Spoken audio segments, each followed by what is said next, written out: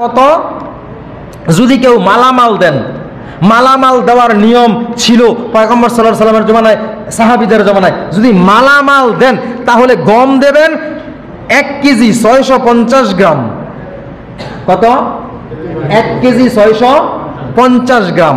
যদি জব দেন তাহলে 3 কেজি 300 গ্রাম। যদি খেজুর দেন 3 কেজি 300 গ্রাম। যদি কিশমিশ দেন 3 কেজি 300 গ্রাম। পনির দেন 3 কেজি 300 গ্রাম। অর্থাৎ 4টা একই মাপের, 4টা, এটার দাম আবার ভিন্নতা আছে। 4টা কি একই মাপের, পনির, জব, কিশমিশ, খেজুর, এই 4টা হলো 3 কেজি 300 গ্রাম। 3 কেজি 300 গ্রাম। আর শুধু একটা গম 1 কেজি 650 গ্রাম, একটাই কম আর বাকিগুলা একই মাপের।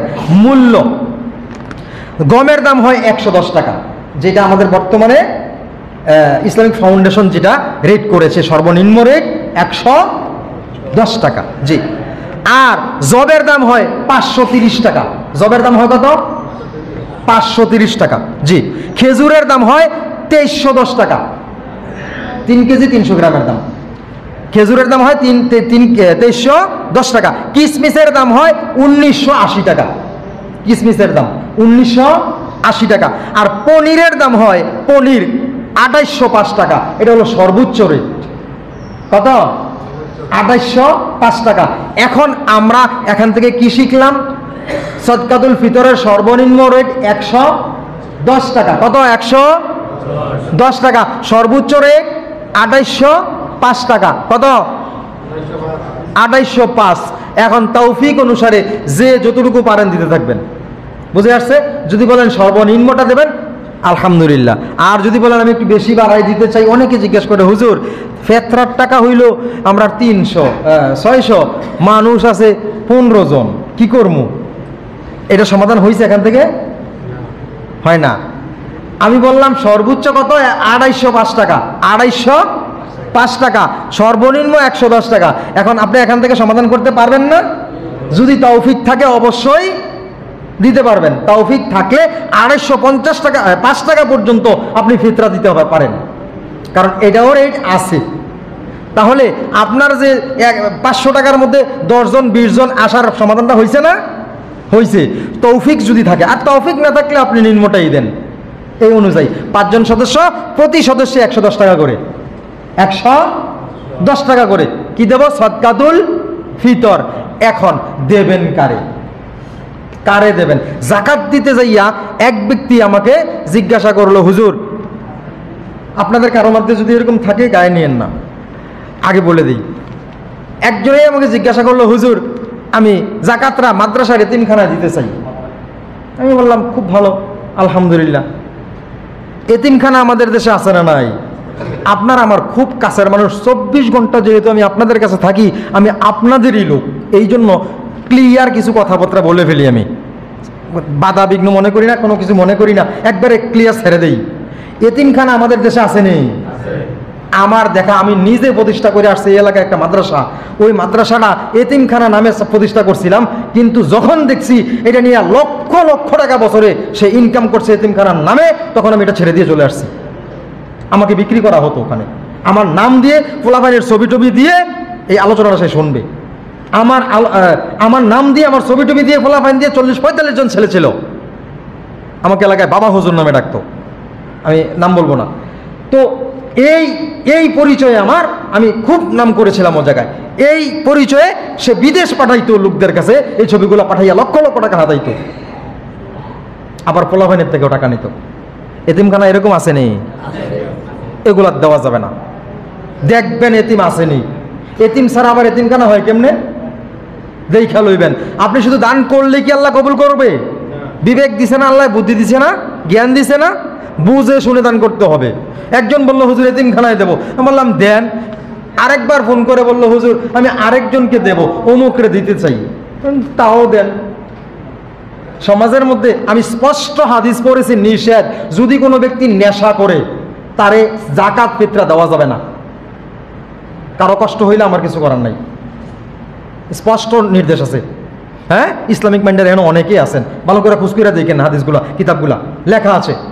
ইসলামিক প্রত্যেকটা ইসলামিক মাইন্ডের এটা মত অভিমত আছে যে এই ধরনের লোকদেরকে দেওয়া যাবে না। আপনি বললেন কেন?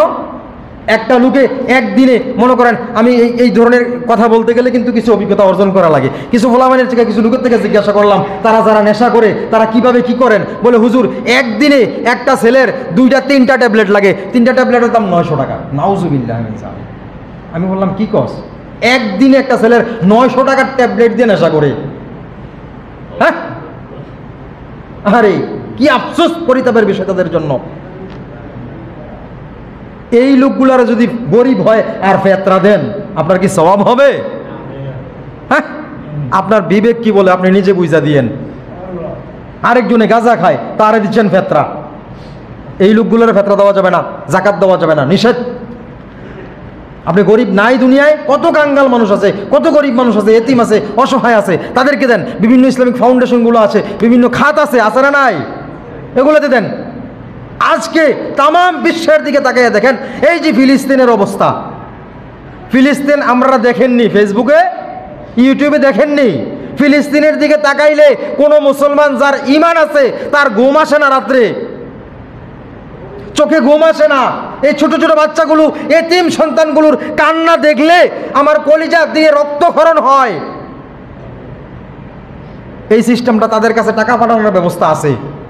শুধু ফিতরা নয়, শুধু যাকাত নয়, সদকা নয়, আমার রিজিক থেকে আমার অর্ধেক দিয়ে দিতে মন চাচ্ছে। আমার ছেলে 2 বেলার থেকে 1 বেলা খাবে আমার সন্তান, আমি তাদেরকে পাঠাই।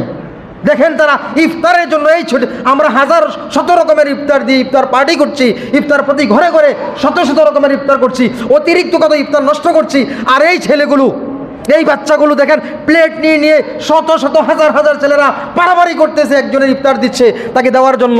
হ্যাঁ, কারাকারি করতেছে। আরে কতদিনের উপবাস, আমরা রোজা থাকছি মাত্র 13 ঘন্টা 12 ঘন্টা খাইয়া না খাইয়া, আর ওরা কতদিন ধরে খায় না, খাবার দেখে না, তাদের খবর নাই। আমরা জাকাত দেওয়ার লোক পাই না, গাঞ্জুক টেরে দিই। ট্যাবলেট খুঁড়ে জাকাত দিতে গেছি। কষ্ট নিয়েন না বাপ, আমি এগুলো না বললে তো আপনারা অনেকেই বুঝেন না, বললেই বুঝে আসে। কথাটা চিন্তা করা, এই হুজুরে যে কইছে কথাটা ঠিক নেই, দেখি ভাবতে শুরু করেন। ভাবতে শুরু করলেই পরিবর্তন আসে। নেশা করুণারে কেন দিতে হবে জাকাত? তাকে শিক্ষা দেওয়ার দরকার নাই, তাকে এই রাস্তা থেকে ফিরিয়ে আনা দরকার নাই। তাহলে শিক্ষা দিতে হবে, তাকে বুঝাইতে হবে। তোকে কেন দেবো, তুই তো এটা করিস, পরিবর্তন হওয়া দেব, ঠিক আছে নেই, পরিবর্তন হইলে দেব। এরপরে কিছু বাজে লোক আছে গ্রামে গ্রামে হাইটা অমুক মাদ্রাসার নামে, অমুক এতিমখানার নামে, এগুলার খোঁজখবর নিয়ে দেখবেন একবার ফালতু। আবার কিছু মহিলা বাহির হয়েছে, আমার জিয়ের বিয়া, বাগ্নির বিয়া, বাতিজির বিয়া, এই ধরনেরও আছে। হ্যাঁ, ওদের থেকে সাবধান। গরিবপুর আমি ইউটিউবে দেখেছিলাম কয়েকবার বাচ্চা চুরির ধরা খাইছে এই ধরনের মহিলারা। এগুলোর থেকে খুব কেয়ারফুল, সাবধান। হ্যাঁ, এই আমি সুদে যারা টাকা লাগায় এই ফেতরা নিয়ে তাদেরকেও দেওয়া যাবে না। কারণ সুদ খাওয়া, দেওয়া, সাক্ষী হওয়া, সুপারিশ করা, সুদের বিচার করা এক সমান অপরাধ। বুঝে আসছে? সহযোগিতা করা, বিচার করা, সাক্ষী হওয়া, লইয়া দেওয়া, নিজে খাওয়া, দেওয়া, সবটির এক সমান অপরাধ। সর্বনিম্ন শাস্তি কি বললাম? মায়ের সাথে, আপন মায়ের সাথে জেনা করার সমান। এত বড় নিকৃষ্ট একটা অপরাধ এটা। তাদেরকেও জাকাত দেওয়া যাবে না। জাকাত হোক, ফিতরা হোক, তাদেরকেও দেওয়া যাবে না। আপনারা কারে জাকাত দিবেন? সারা বছর আমি খালি জাকাত দেন ওয়াজ করে যাবো, কোন জায়গায় দিবেন এটাও তো দেখাই দিতে হবে। এই জন্য আমি এই কথাগুলো বলেছি। হ্যাঁ, আমাদের মধ্যে আলহামদুলিল্লাহ অনেক এরকম মানুষ নাই। যদি থাকে কেউ কষ্ট নিয়েন না, পরিবর্তন হওয়া দরকার আছে। কি বলেন? আপনার এই সুদের, আপনার এই জাকাতের টাকা, ফিতরার টাকা এতিমে না পাই একজন নেশাখোরের হাতে নিয়ে পড়ে। এই রাস্তায় যারা অনেকে হাইটা বেড়ায়, এগুলোর মধ্যে অনেকে নেশা করে, বুঝছেন? তো এগুলারে জাকাত দেওয়া যাবে না, ফিতরা দেওয়া যাবে না। দেখে শুনে বুঝে পরিচিতর মধ্যে হলে, যদি আপনি মনে করেন 10 জনের ফিতরা একজনকে দেবেন, কয়জনকে? একজনকে দেবেন, আপনজনের মধ্যে আছে, দিতে পারবেন, কোনো সমস্যা নাই। আপনার পুরা পরিবারের ফিতরা জাকাত একজনকে দিয়ে দেন, তিনি আপনার আপনজনের মধ্যে, রিলেটিভের মধ্যে, পরিচয়ের মধ্যে কেউ একজন অসহায় লোক আছে, তাকে দিয়ে দেন, সমস্যা নাই। দিয়ে দিতে পারবেন। ঠিক আছে।